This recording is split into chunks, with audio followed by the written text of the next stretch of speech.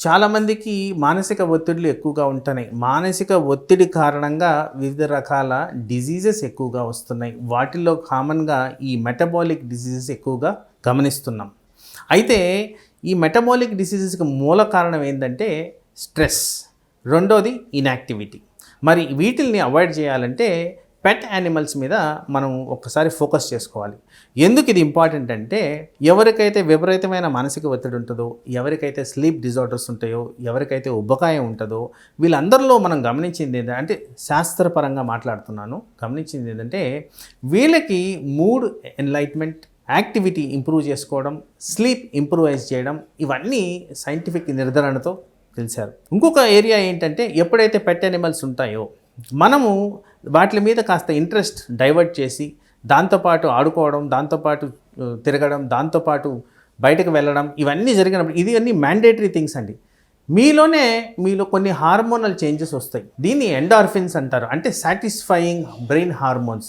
వీటి కారణంగా ఏమవుతుందంటే ఆ స్ట్రెస్ లెవెల్స్ విపరీతంగా తగ్గిపోతాయంట. ఎప్పుడైతే స్ట్రెస్ లెవెల్స్ విపరీతంగా తగ్గుతాయో ఏదైతే stress related diseases, for example మీరు అందరూ సర్ప్రైజ్ అవుతారు.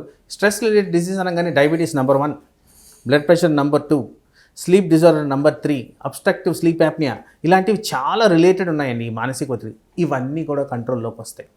ఇదే కాకుండా మనం ఎప్పుడైతే ఒక పెట్ని తీసుకొని వాకింగ్ వెళ్తున్నామో సొసైటీలో ఇంటరాక్షన్ అనేది పెరుగుద్ది. మనం బయట పార్కులో తిరుగుతున్నప్పుడు ఇంకొకరిని కలుస్తాం, ఇంకొకరిని విష్ చేస్తాం.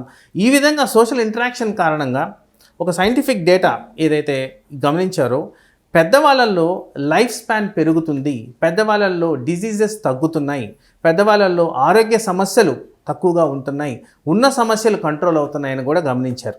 సో యాక్టివిటీ ఇంప్రవైజ్ చేయడం, హెల్త్ ఇంప్రవైజ్ చేయడం, నిద్ర పెంచడం అండ్ స్ట్రెస్ తగ్గించడం ఇలాంటివన్నీ కూడా పెట్స్ ద్వారా మనకు వస్తుంది.